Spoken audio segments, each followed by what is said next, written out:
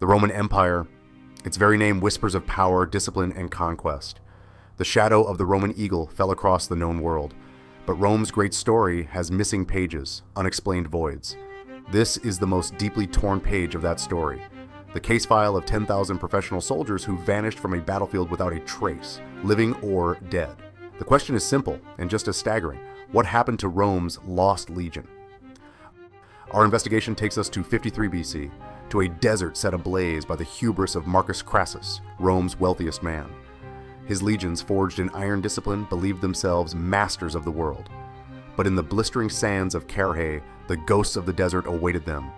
The horse archers of the Parthian Empire were a nightmare.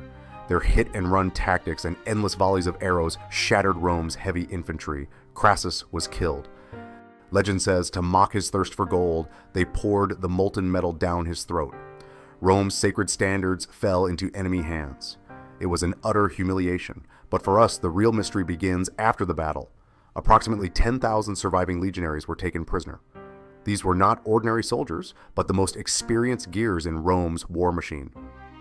The Parthians, ensuring these dangerous men could never return, exiled them to the far eastern edge of their empire, to the city of Merv in modern-day Turkmenistan. They marched toward the unknown, leaving their hopes behind. And then they were erased completely from the pages of history.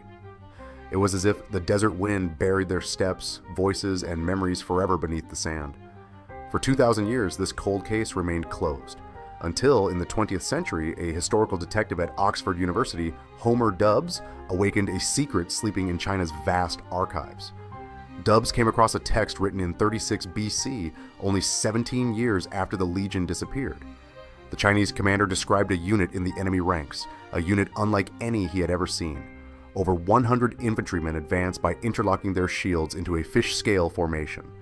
This was no ordinary description, but a perfect depiction of the legendary testudo formation, the signature of Roman military genius, known as a walking fortress. Could these words, flowing from the brush of a Chinese historian, be the whisper that broke the legion's 2,000-year silence? Following this whisper, researchers found themselves in a remote region buffeted by the winds of the Gobi Desert. There, in a village time forgot, the legend took on flesh and blood. The name of the village was Liqian. The name alone was chilling, because Liqian was the name the Chinese used for that great empire that ruled the Mediterranean, Rome. But the real evidence was walking the village streets. Some local families bore their ancestors' secret on their faces: wavy blondish hair, hooked noses, and blue and green eyes. The first DNA test dropped a bombshell. The genetic makeup of the villagers showed over 50% Caucasian or European ancestry. For a moment, the legend seemed to become a scientific possibility. Could the people standing before them be the living descendants of Rome's lost legion? But history favors cold, hard evidence over romantic tales. When we interrogate this case, cracks appear in the legend. Later, more comprehensive genetic analyses muddied the waters. Yes, the European genes were there, but their origin might not be directly Roman. This was the Silk Road, a crossroads of civilizations for millennia, a genetic highway. These genes could have belonged to any number of Indo-European peoples. And then there is the most deafening silence of all: archaeology.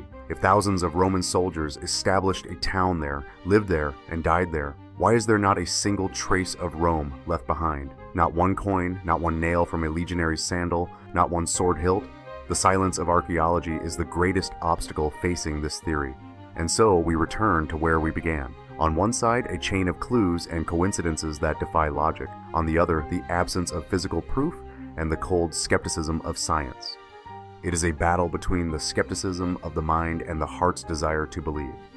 Is the lost legion of Crassus merely a whisper, lost in the sands of time? Or is it a forgotten Roman colony that took root in the heart of China?